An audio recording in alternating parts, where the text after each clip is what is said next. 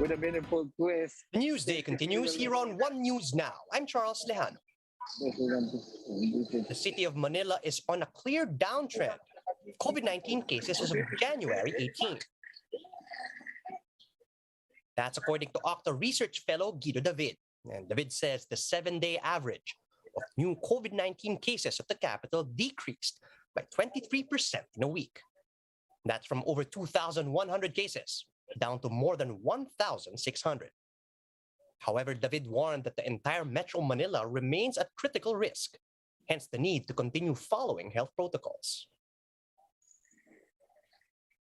The government says workers are now exempted from the newly enforced no vaccine, no ride policy. Authorities are also reporting less violations of this rule on its third day. And Mon Gualvez now joins us live from Manila to give us more details on this. Mon, could you give us the latest on day 3 of the implementation of this policy? Yes, Charles, it seems like more passengers and drivers are now following the no vaccine, no ride policy on its third day of implementation. There are also less incidents recorded today of commuters getting apprehended because they are not yet fully vaccinated. Just like in the past 2 days, public utility vehicles here along Zapote, Alabang Zapote, and Las Piñas are being checked by authorities one by one to see if both driver and passengers have vaccination cards. Authorities also ask for valid IDs to verify the owner's identity. Some of the passengers who are not compliant were asked to alight the vehicles. One of them said he forgot to bring his card but reasoned out that he's only bringing food to his parents in the hospital. Another said her wallet where her vaccine card is stored has been stolen, but IAC did not buy these reasons. Aside from those without vaccine cards, authorities also inspected PUVs for overloading. They apprehended a jeepney carrying passengers that exceeded the 70% capacity rule for PUVs. One unvaccinated passenger was also caught, but the individual presented proof that he's scheduled for inoculation today and was given permission by authorities. This is just one of the exemptions to the no vax, no ride policy, along those with medical conditions and those who will buy essentials like food and medicine. Earlier, Labor Secretary Silvestre Rebellion III has already clarified that workers are also exempted from the policy so the economy can continue moving forward. Unvaccinated employees, he said, would just have to present their company ID or certificate of employment. Charles, enforcers of the no vax, no ride policy are now continuing their operations here in Ross Boulevard, Manila. They offered their apologies to those who are affected by the inspection, but insisted that it's needed for everyone's health and safety. Charles? Thank you and stay safe, Mon. That was Mon Gualvez reporting live from Manila. Public Attorney's Office Chief PERSIDA ACOSTA says COVID ordinances that require fines are anti-poor. In an interview with Agenda, ACOSTA slammed the government's no vaccine, no ride policy, and she pointed out that it's unfair how the rich can freely go out using their private vehicles, even if they're unvaccinated. Meanwhile, the unvaccinated poor have to face apprehension and fines when they try to use public transportation. This is why, in ACOSTA's opinion, the no vax, no ride policy is unconstitutional for being discriminatory. Bakit mo i-discriminate yung unvaccinated? Lalo yung isa lang dose, hindi na pinasakay. Kailangan daw fully vaccinated. Eh, discriminate mo, nagpapakuna na nga yung ali, tapos hindi mo pa rin isasakay. O tingnan mo yan, anong klaseng distinction ang ginagawa nila? Napaka-unfair sa taong bayan. You are curtailing their liberty.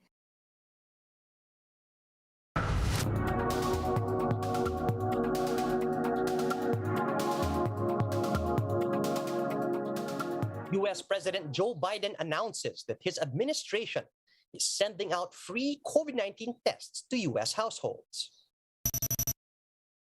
The program was informally launched on Tuesday, ahead of the official rollout on Wednesday, and Biden says these tests can be ordered by American families online. With this move, Biden says the testing capacity per day can hit 15 million from just 2 million when he assumed office. This month, it's estimated that we will hit approximately 15 million tests a day, and we'll have over 375 million at-home rapid tests in January alone. That's a huge leap.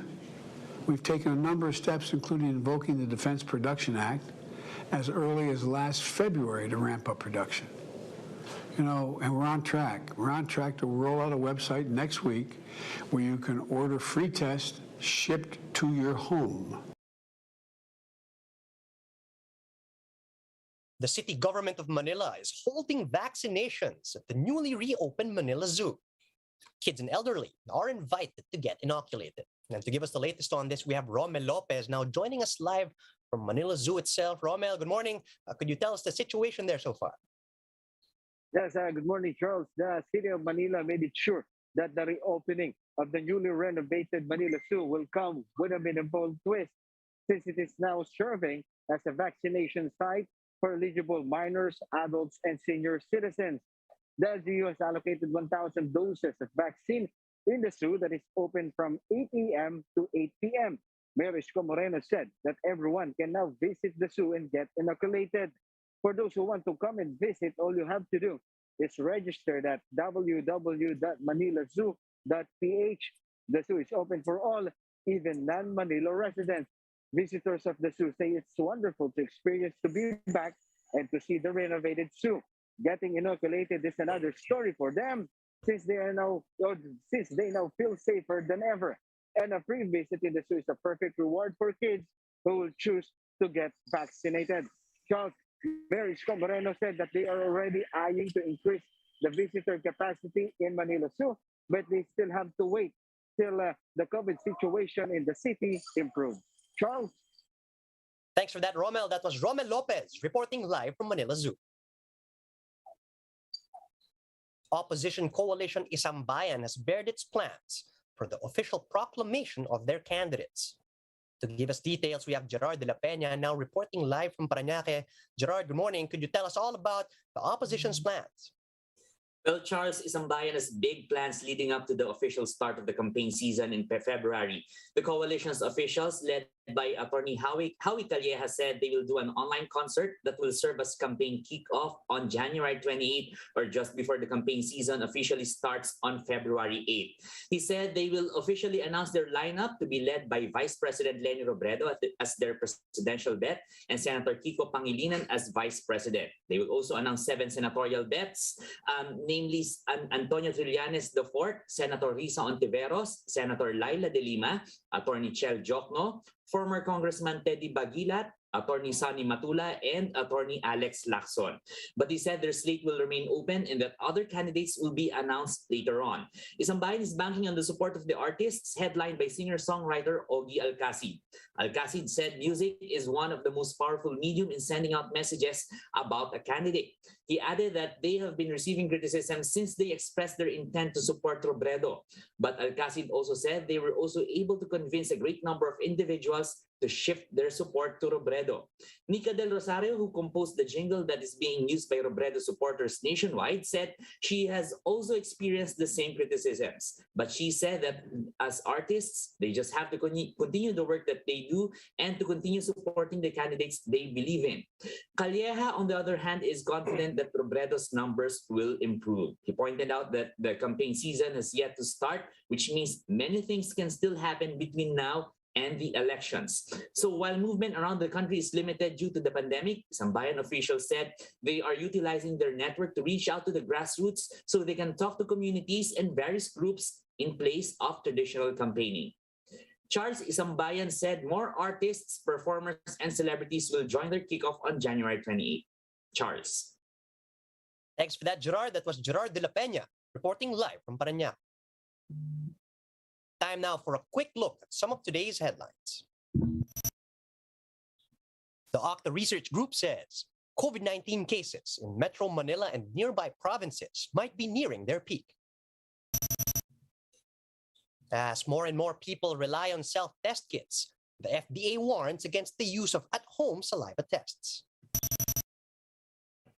And the Health Department launches a program making COVID-19 vaccines available in select drugstores. And those are the top stories at this hour. Join us again later at 2 p.m. as we continue to monitor the day's biggest stories. You can also catch One News on Signal Play. Register for a free account at www.signalplay.com so you can stream One News live anytime, anywhere. I'm Charles Lejano. Mask on, wash hands, and stay safe, Philippines. We're One News.